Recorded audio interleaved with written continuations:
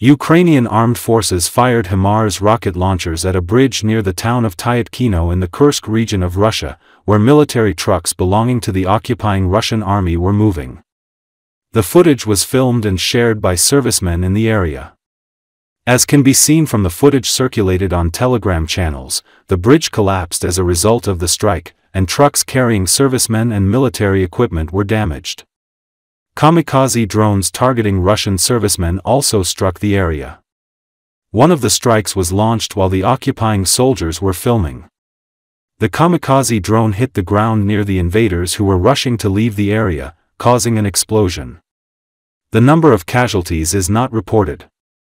Russian servicemen complain that the area is constantly under fire from the Ukrainian army. The strikes are usually carried out with HIMARS rocket launchers and kamikaze drones.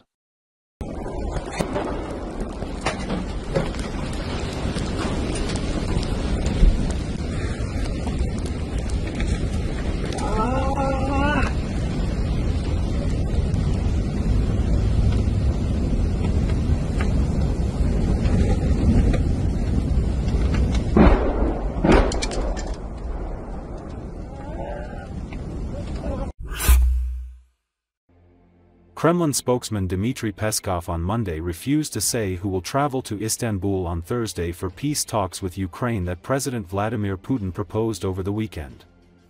According to Associated Press, Peskov pointed to Putin's remarks to reporters in the early hours of Sunday. In that statement, Putin clearly and unambiguously laid out our position on restarting direct talks in Istanbul without any preconditions, the very same direct talks that were halted by the Ukrainian side in 2022. Peskov stressed that Moscow's proposal, aimed specifically at finding a real diplomatic solution to the Ukrainian crisis, eliminating the root causes of the conflict and establishing a lasting peace, was supported by leaders of many states, including our partners in the CIS, BRICS, and other countries.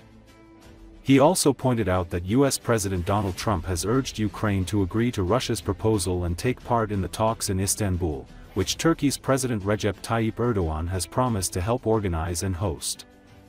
Overall, we're determined to seriously look for ways to achieve a long-term peaceful settlement. That is all, Peskov said. Asked about who will go to Turkey as part of Russia's delegation, Peskov said that he has nothing to add at the moment. Asked about German government officials' remarks about imposing additional sanctions on Russia if there is no ceasefire by the end of Monday, Peskov said, "This language of ultimatums is unacceptable for Russia, it is not appropriate. You cannot talk to Russia in this language." В этом заявлении, в том числе четко и недвусмысленно, изложил нашу позицию по возобновлению прямых переговоров в Стамбуле без всяких предварительных условий. Тех самых прямых переговоров, которые были прерваны украинской стороной в 2022 году. Такой подход, нацеленный именно на поиск реальной дипломатической развязки украинского кризиса, выход на устранение первопричин конфликта и установление прочного мира, встретил понимание и поддержку у лидеров многих государств, в том числе наших партнеров по СНГ, БРИКС, а также из других стран. Известна и позиция президента США Дональда Трампа, который призвал украинскую сторону безотлагательно, без каких-либо условий, принять участие в предложенной нами встрече. Во вчерашнем телефонном разговоре президент Турции Реджеп Таyyip Эрдоган подтвердил готовность сделать все для организации переговоров. Вот это все, что я могу по этому сюжету на сегодня сказать. В целом мы настроены на серьезный поиск путей долгосрочного мирного урегулирования. Такой язык ультиматумов, он для России неприемлем, он не подходит. С Россией нельзя разговаривать таким языком. По поводу возможного состава делегации российской, если состоятся переговоры. По украинскому сюжету я только что вот сказал, сделал заявление, мне нечего пока добавить. The Russian armed forces may lose chief, of the General Staff Valery Gerasimov on May the 11th. It became known that the army general was undergoing a military medical examination in Moscow. This was stated by Atesh. The partisan movement called the procedure standard, while at the same time specifying that in Gerasimov's case it could involve the dismissal of the head of the General Staff. The system is looking for a way to softly write off those who failed the offensive, noted Atesh. The Telegram channel named 2 candidates for the almost vacant position: Mikhail Teplinsky, who heads the Russian airborne forces, and the head of the Central Military District, Colonel General Andrei Mordvichev. Recently, Russian Z volunteer Sergei Aliyev, who helps supply the Russian occupation army, has snapped and told the truth about the war. He claims that the Kremlin stories about the liberation of the Kursk region are lies. Z volunteer claims that the authorities and propaganda constantly lie about what is happening on the front lines, and he receives threats from security forces when he talks about the real state of affairs.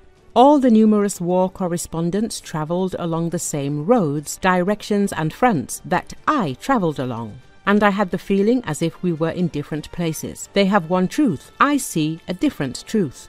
Just like now, our Kursk region has been liberated on TV. Everything is fine. Everything is going according to plan, they say. For 3 years and already 3 months, everything is going according to plan. Of course, in this case, I cannot say any rosy words. They lied, and they continue to lie. Everywhere and everywhere, they continue to pound the Kursk region. Yes, we entered Sudza. The Ukrainian armed forces moved aside a little, but all the air is behind them, and they are destroying everything by air, the living force of the Russian army. How many times have I been warned that I could be held accountable for the truth, because by doing so I am discrediting the army? By airing dirty linen in public, saying what really happens, I have discredited the army, Aliyev said. So far in this war, Gerasimov has been a 4-time loser. His first failure was the original plan for the invasion of Ukraine. Gerasimov's second failure was the shambolic initial week of the Russian mobilization that was announced by President Vladimir Putin in September 2022. Gerasimov's third failure, which had a major influence on mobilization failures as well as the Russian army's operational challenges, was the decade-long program of transformation overseen by Gerasimov and Shoigu. To round out his abysmal recent record, General Gerasimov assumed command of the Russian forces in Ukraine and launched a wide-scale offensive. A series of thrusts were conducted on 5 main axes of advance from the Crimea region and all the way south through Bakhmut, Avdiivka, Donetsk and Vuhledar.